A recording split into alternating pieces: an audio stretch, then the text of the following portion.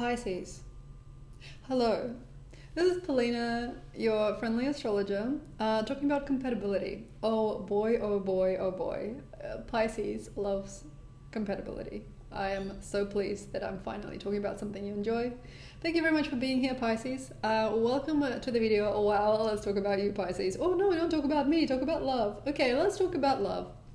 So Pisces love scheme is an interesting love scheme. Love scheme for Pisces is very unique and very fresh and very pure in consideration to who they've come to be over time. And it's somebody who's sort of like aged through like eternal perception of reality, just like an understanding of eternity. Something within you that's very old, very grand, very graceful, and at the same time there's an inner voice that wants to be a child. There's an inner being that really, really resonates with all the things that are mischievous, all things that are fun, all things that are fresh and exciting, but sometimes you don't actually get those things unless you commune with things that are fresh and wild and exciting. So what does that make us for you? Well, it makes us like stimuli. And of course, like, you'll say, no, for the love of humankind, for the love of the greater beings. But yes, indeed, for us, you do feel like indeed very clear on your hospitable nature and the way that you want things to be in this world, and how much love and care you have for humanity and society and everything like that, and beings and cats and dogs and whatever you love, crystals, I don't know. But like, you guys need to understand that when you are in a real experience with somebody, they're not just a portal, they're more than that. They're you actually. But because Pisces doesn't understand that yet completely, they sometimes play games or play an interesting scenario with somebody when they become a certain type of human for them, or a certain type of flavor, a certain type of frequency, a certain type of feeling, and a certain type of emotional spectrum that they kind of borrow and take and give back, maybe altered, they kind of like transfuse blood, almost like transfuse frequency through other people. It's really magical, really, really special. I've got a Pisces boyfriend as well, you know what that means. But like, basically with Pisces, as a lover, there needs to be 2 or 3 different people for you to be with. And this may mean for you that you need to have separate relationships with different people. They don't have to be all sexual, but there definitely needs to be at least 2 or 3 people in your life, so you don't forget who you are. Because basically with the Pisces, when they have too many of the same energy, they can't perceive themselves correctly. They get a little bit like obsessed or a little bit obscene, and they sort of start looking at different things differently, and they become a little bit skewed in their mentality. So basically, as a Pisces, try not to stick to one person, even though part of you will really want to, especially if it's a person really driven by the ideal. The ideal, the fairy tale wedding. The ideal of the Hollywood Disney princess film. Like the Snow White, the big blonde hair. Like, if you're looking to somebody... Sorry, I got sniffles. I don't know what to do about them. You probably do, but I don't. So basically, you got a variety of experiences that are idealized in your fractals, through upbringing, through your past incarnations especially. And then sometimes you might get a person who's perfect, fucking perfect for you, because those fractals match. But you have to be very discerning. You've got to be very, very, very, very soft on yourself, and very, very clear as to who you are, because usually you cannot perceive the real choices made in the relationships until it's too late, or until you kind of like see, like 3 years down the track, I went out with this girl, I'm married to this girl, and I had a baby with this girl. But at the same time, there was this other girl that I was thinking about the whole time, and I didn't really understand what that was until now that I met this girl properly, and I see that it was true love with someone else. Things like that. Or like, I've been with this guy for 3 or 4 years, I've had a place that I called home with him, and I've enjoyed his company, and we had a lot of friends together, we did a lot of things together, but then actually now... I've grown up, like the 7 other people that I'd rather be than with him. Like, they could be like, wait, I don't need that. I don't actually need that. But sometimes it can be a bit late, because when a certain person fits an ideal, and it could be a very small ideal, like say the blonde hair and like the pale skin, or like the tall or the big hands, it could be like a very small ideal, or even like the singer or the writer or the producer, very small ideal, then you could kind of like look no further than. It's like, wow, met my match. This is perfect. And sometimes with Pisces, there is no wrong. Like, say you might like fuck around with somebody for like 3 or 4 years, have a child with them, and then find that you're actually in love, like enlightened with a greater sense of love for yourself, and then find yourself better, and then see that you actually want to be with another human.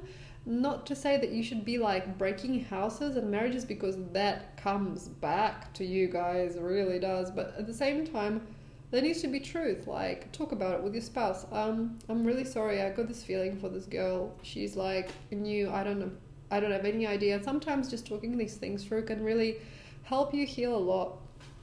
It's a video for anybody with sun, moon, lesser degree moon, but more like ascendant and Venus and Pisces, and any kind of clusters as well, just in case.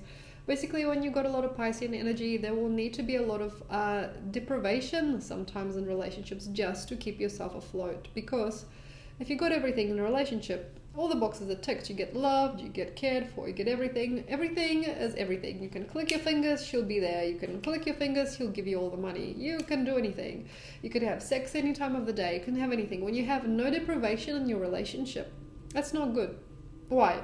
Well, because Pisces is the dream weaver, and if you give your dream weaver the entirety of a dream to the point where he gets more than he needs, like especially in terms of erotic pleasure, like everything's possible.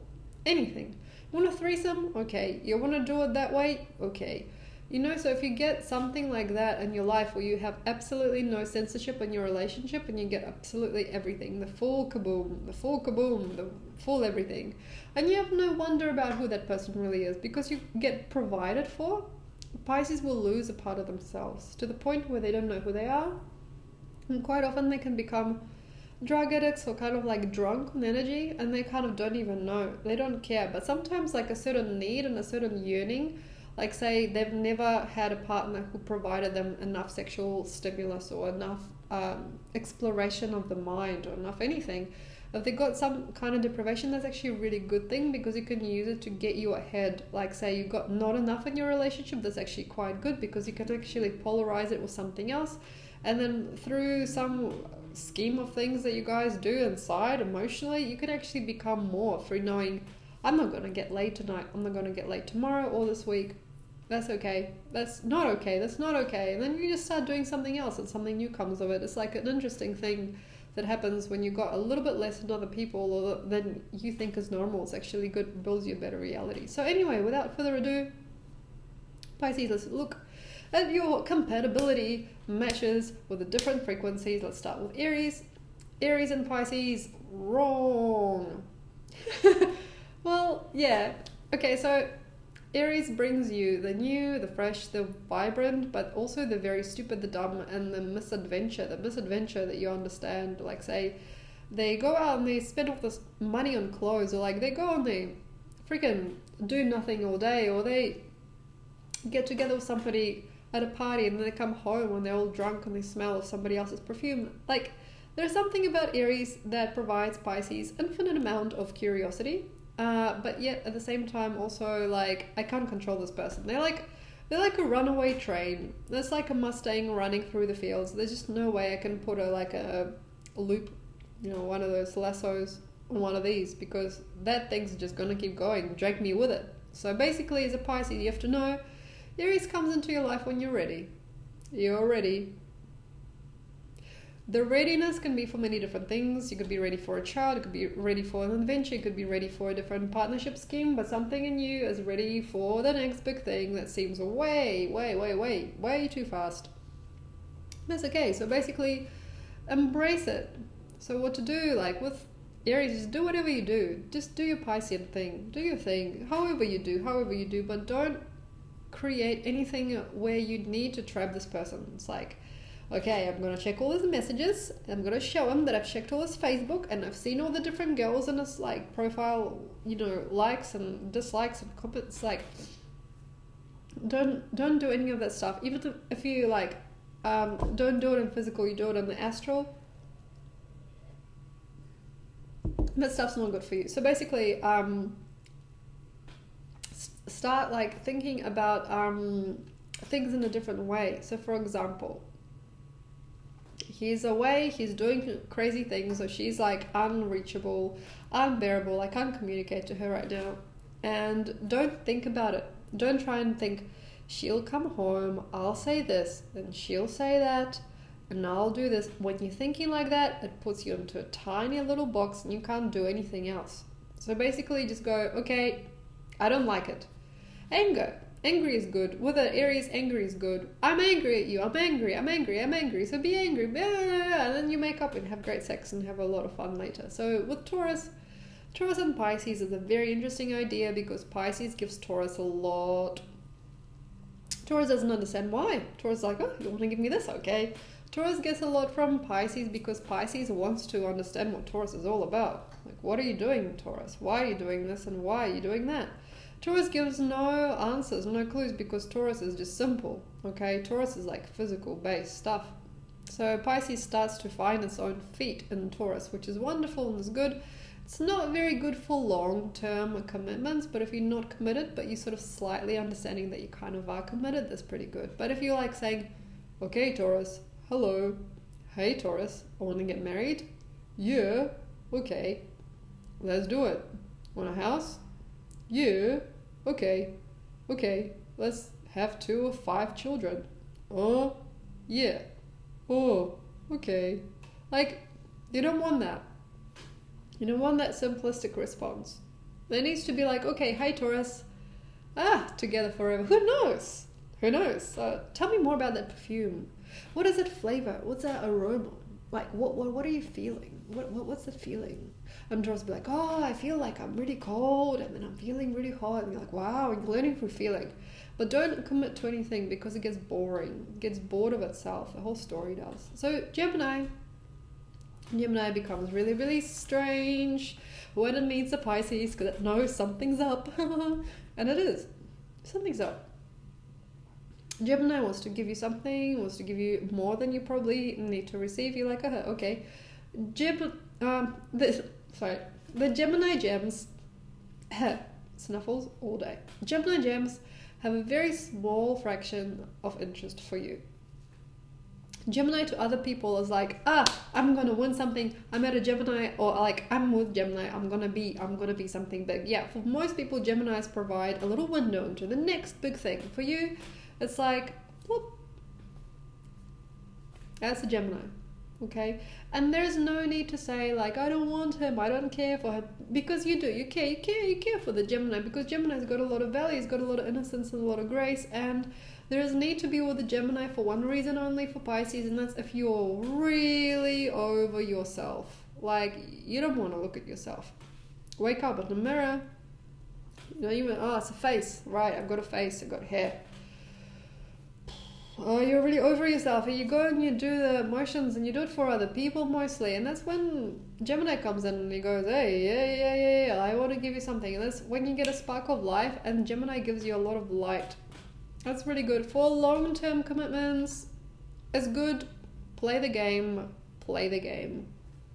With Gemini, you can't be completely like, listen, I wanted you to know this whole time that I really had no clue as to who I was. I was just looking through the voids within myself to find some peace and quiet in the silence of my mind. Don't do that shit, like, because Gemini will be like, oh, what the fuck, ooh, and then it's over, basically very fast. So with Gemini, the trick is to just like, keep it playful, see where it takes you. Might even take you to the grave, who knows, in a good way. With a Gemini, yes, you can reach enlightenment a lot and transcend the physical realm.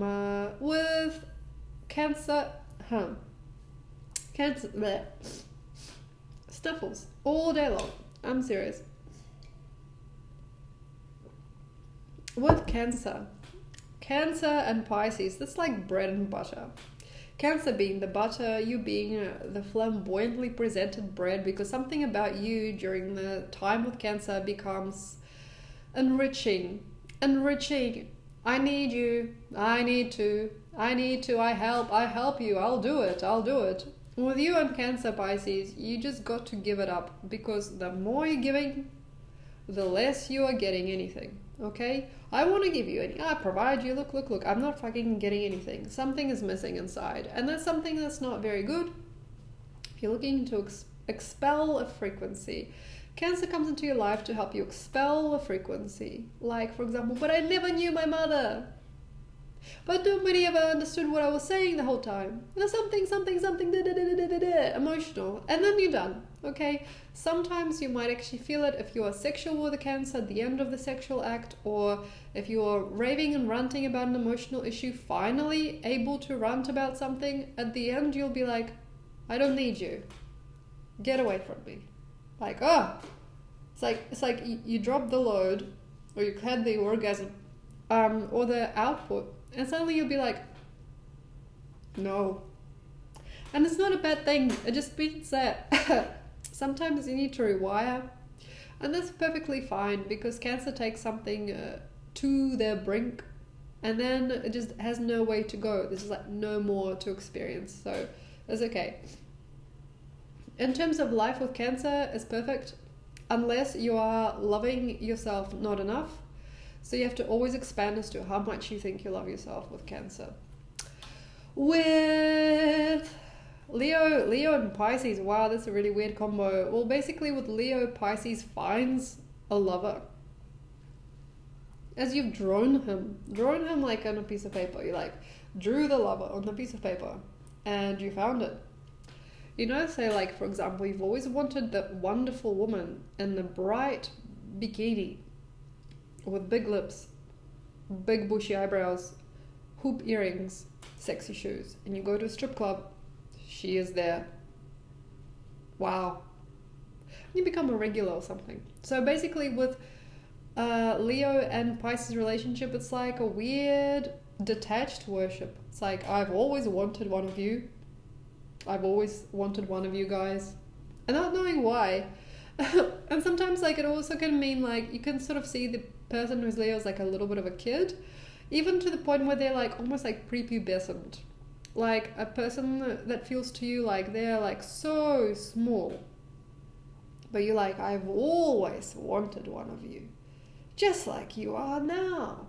And for Leo it can be like, look, you like me, you really like me.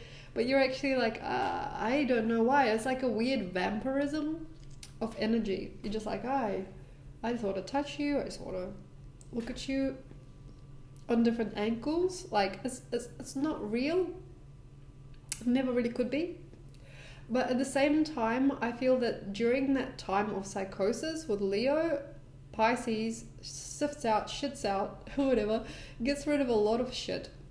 And starts at you. It's like I just go like primal level of intellect where like the mind switches off, and then suddenly I'm in the heart, and that's what happens with Leo. But unfortunately these things don't usually last, but if they do, I'd suggest keeping it really, really satisfyingly simple. You got a beautiful home, you got a beautiful partner, you eat that kind of food, you go to these kind of parties, and don't think too much. Just don't think too much. If you are really sick of like not getting enough intellect, you find maybe something to do or like something to think about in your own time, but not together. Okay, Virgo. Okay, Virgo is really good. Virgo is your 7th house. Just a sec.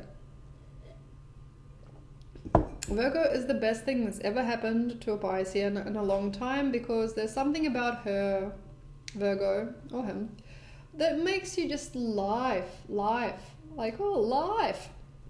Like, raindrops on roses, you know? And whiskers on motherfucking kittens. Like, there's something about Virgo that makes you go, the simple things. I never knew. I had no idea. I had no clue that raindrops on roses. Listen. And whiskers on kittens. Because Virgo is wired to give you life. Because you don't have a lot. And it works too much and too hard for you sometimes. It brings you to the brink of insanity. and at the same time gives you like a most profound feeling inside your body, inside your bones, inside your everything, where you're like, oh, what the hell, I'm alive. It's like an interesting frequency, like it's a very interesting feeling. If you wanted to, could be with her or him forever. But at the same time, you'd need to start looking at yourself more than what that other person provides. But it's a good combo, yeah, for sure. Libra and Pisces. I'm Libra, my boyfriend's Pisces, so it's pretty interesting. So Libra and Pisces. Libra wants the deal. Give me the deal. What is it? Like, what's the download? Like, what's the download for this thing? Because I'm sick of this. Because Libra thinks it's done. There is a very interesting experience in Libra that sort of starts and stops. There's like a frequency of like, I live more than anyone else in the world. And then at the same time, I'm not living. And then Pisces gives when Libra is tired of living. Pisces like gives Libra a little oomph and goes, you are it. You know how? Because I can tell you. And though sometimes Pisces gives Libra false reality, at the same time, what Libra doesn't know, Libra doesn't want to know. And even though, like, say, Pisces could give it only a fraction or a small part of what it's actually used to receiving in the past lives as like a gift from God, you know, Pisces can only give it a fraction of what it actually owns or like has the equivalence to receiving. At the same time, I feel Pisces can provide for Libra a very strong answer as to what they need to know through eternity, forever. And that's something that Libra keeps behind even after this life. I feel for Pisces, though, the fact that Libra is stronger than Pisces is unnerving. That makes Pisces, I feel, very strange inside. If there is no room for strength in a Piscean life, if they think they just pulled aside and pulled into any kind of strange situation by the people, by other factors, that's when Libra comes in. And Libra is the most freaking passive thing ever. And it goes, you need to straighten out, Pisces. You need to do this. And even though it's like not Libra talking, it's like Pisces going into Libra and talking to Pisces back through Libra.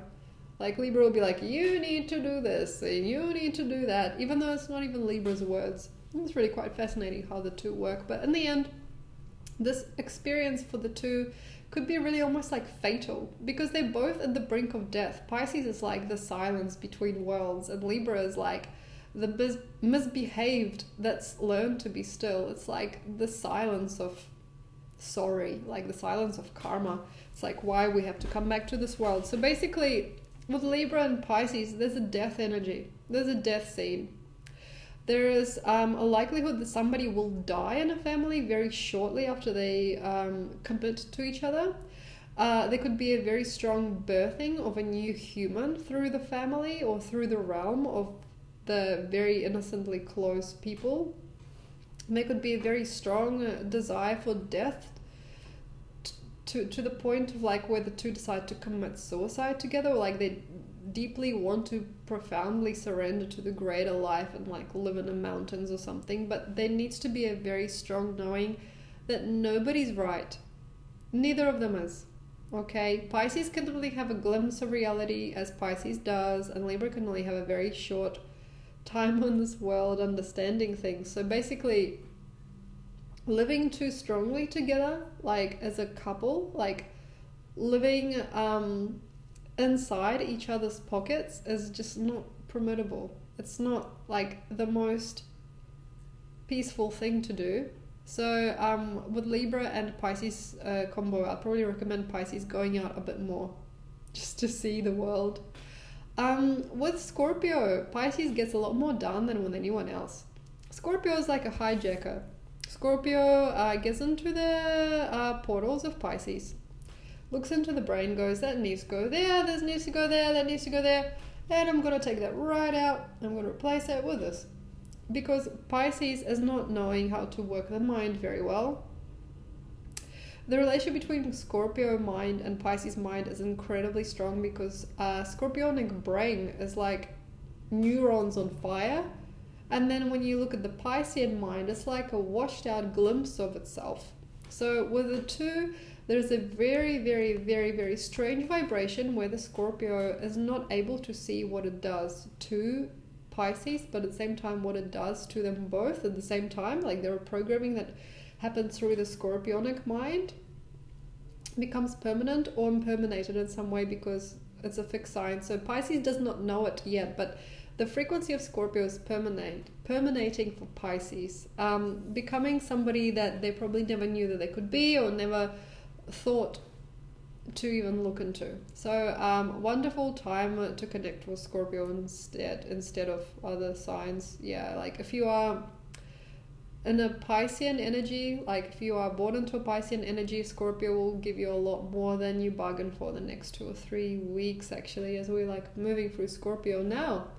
We're in October now, so maybe this video is too late, you know, maybe you're watching this in March 2017 or something, but yes, like there's definitely something about Scorpio that can give at any time Pisces something very interesting indeed. Sagittarius doesn't see or receive very well. It's like looking around, it's like, look at this wonderful world, look at this, look at that. It doesn't quite, it's not receiving. It's like, la la la la la, look at this wonderful world. And then Pisces comes in and goes, yeah, I like this, I like it a lot. And there's two different types of situations that can happen. One, Sagittarius can find Pisces emotive, but not feeling. And two, Sagittarius could actually run away with other people. So because the energy of Pisces doesn't quite comply with Sagittarius sensibility or permission to feel, because Sagittarius gives itself a certain quota before each lifetime, as to how much it can perceive. It's like a little game that it plays within its mind. Because Piscean mind, Piscean way of being is too freaky for Sagittarius. Sometimes it can be like, la, I can take that, but I cannot take that. I can never take that. I can never see that. I will never do that. I'll never do that either. And sometimes because Sagittarius can become very picky about what Pisces really wants to be, there could be a very strong need for Pisces to start looking at Sagittarius as a little baby in a cradle, where the little baby is just a little bitch, doesn't know who they are. I'm sorry for lack of better words, but sometimes like with Pisces, Sagittarius doesn't know its way, even though usually it knows everything. And that's a very interesting thing, because usually Pisces don't really know their way until they're with Sagittarius. Like they're with Sagittarius and they're like, oh, I've known my way all along. Yes, I do. I know, I'm clear on that. Yeah, I'm clear on that. They sort of get like oh, right, I don't have to be afraid anymore. I'm actually not frightened. I can kind of perceive everything as the way that it is. And they can sort of become very guru status very quickly. So when you're Pisces, you found Sagittarius in a close proximity, there will be likely a situation where you need to start looking to yourself to guruship instead of looking to anyone else. And sometimes during that relationship you might find yourself very lost and vulnerable and very afraid of what that person is going to do, and in that it's like a happiness, because then you find yourself anyway. With Capricorn, Pisces doesn't see anything. The shades are on like this. So with Capricorn or Pisces finds only a fractal about themselves that they've come to learn about through that person. And though Capricorn cannot really provide them the best advice, they kind of give them a very small future plan. And in that plan, Pisces discovers something very small, but something very fulfilling for them. So by looking into the future plan of themselves, Pisces can sometimes find the right equivalent of them in the future, then start looking towards that equivalent and start placing themselves into the right circumstances now to match up with a future that has been drafted up very carefully by Capricorn when in love with Pisces. Though when the Pisces is not in love with Capricorn, what they think about them, there could be a soft focus, like the future is not clear. But when you're Pisces and you see a Capricorn for a long time as a wife or a husband or something like that, or like a very close friend, Capricorn is not really meant to give you the future outright. They're meant to slowly kind of drip it into your mind over a long period of time, and that sort of connects you to the greater realms of yourself. But if you're forcing it, it's not going to work. If you're like asking for advice or asking for forgiveness, asking to change anything about your life now, it's not going to work. So basically take your time, I know it's a really weird concept, but it works. With later years, I feel you on a Capricorn could definitely find something very, very, very small, but very formidable, like a very small portal in which you live. Like a place, but more like a way of being, like a lifestyle. Like say you move to the country and it's a very small lifestyle, and they got like a few like vegetables growing on the back. You know, that's enough for you. You got like a salmon farm or something like that, but something very small. But you and the Capricorn can definitely turn this reality upside down and create like off-grid living and just things like that. So in Aquarian timelines, Pisces becomes a little bit of a short whisper. Like it sort of like becomes an interesting idea, but then it sort of gets a little bit lost and preconceived as something it's not. The Piscean ways are too deep and too memorable for Aquarius to really understand or really recognize even. Like the Piscean wave, it's like a brushing of the face with the hair, and then suddenly an Aquarian body can remember everything that happened that day. There is something that Pisces can do that's very, very small, very, very subtle, that Aquarian frequency can't stop but remember for the rest of their lives, just as a scenario. And sometimes it means that usually this doesn't happen, but say if the two have stuck around each other for a really long time and then one of them had to leave this world, the Pisces person will grieve more if the Aquarian person was in love with themselves more than them. But if they found that the Aquarian became really entwined with Pisces, they will just not care too much for the grieving. It's really interesting because when the Aquarius can see themselves more, they can see Pisces, the Pisces becomes really unwell. Sometimes it's really annoying for them. But when the Aquarian health, physical, mental, emotional reality health, everything goes up through the roof, that's when Pisces can sometimes transfuse a lot of themselves into the Aquarian energy, giving them too much feeling, too much love and too much care, to the point where the Pisces can really burn out. It's like they go through a really weird balancing act there, and then in the end I feel that they could really become the best pair if they decide to use their frequency almost as a machine between the two of them, without knowing they're doing it, of course. Like a mechanism for transfusing blood, transfusing energy, transfusing one reality into the next. So yeah, I feel it could definitely work between Aquarius and Pisces when both recognize the way that they truly work and operate. I feel for a Pisces with an Aquarius, they have to know why they're there. There is a frequency of fear that was not transcended in the past, as their past lives have not being well, not being completely finished. So with Aquarius, they get a glimpse of the future without needing to see the past too much. So they might recognize a certain trauma in Aquarius, or certain deep connection, deep concern with somebody for whom like they have no contact with now. Like they might actually find a lot of loss and grief within the Aquarian frequencies under the radar, which brings them back to self and in a way like connects them to a better world. Sorry for the snuffles. Okay, so last one, Pisces and Pisces. Okay, this is really fascinating for me because this is the portal. Pisces, Vesica Pisces, Vesica Pisces. The Vesica Pisces energy, which is where we're going. And this is going to sound really fucked up for some people because Vesica Pisces is the vagina.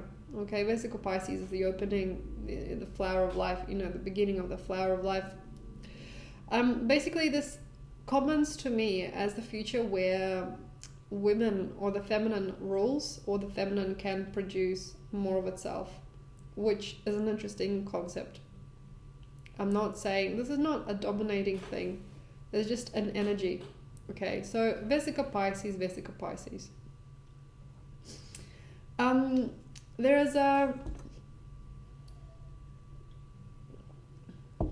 There is an interesting frequency there.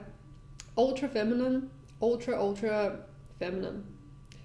But also ultra masculine in its ultra femininity. So basically that frequency of Pisces and Pisces is very stupid, but incredibly alive and very, very strong. There is a frequency between two Pisceans, I feel, that is completely committed to each other and not wanting to be anything else anymore.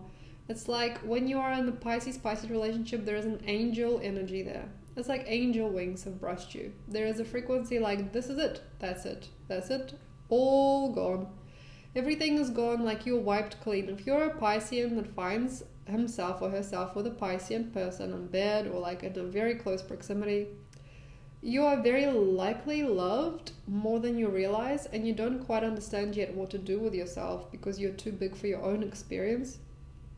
Two women, two Pisces, like that frequency, two women, is something that is very, very, very superb for the anointment of the world to come. So basically, you get together to be in the right experience for angelic work.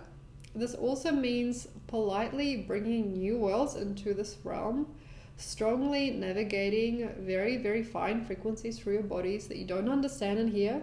You just feel it inside.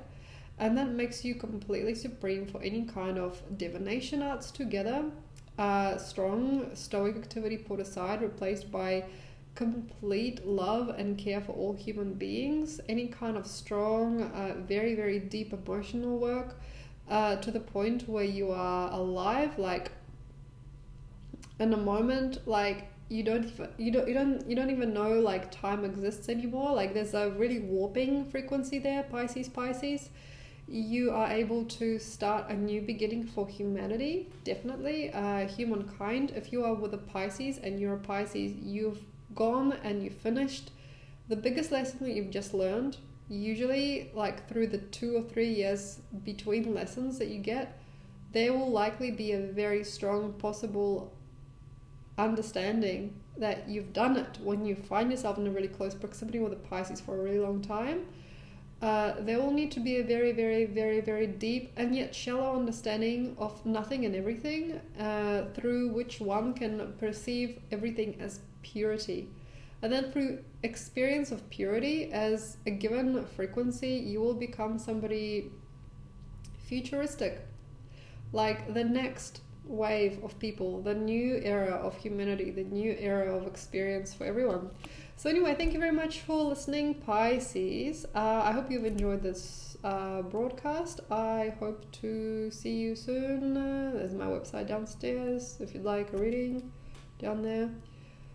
Down where? Down in the you know, like the caption for the video. Anyway, thank you very much for being here. Enjoy the transit, and I'll see you again soon.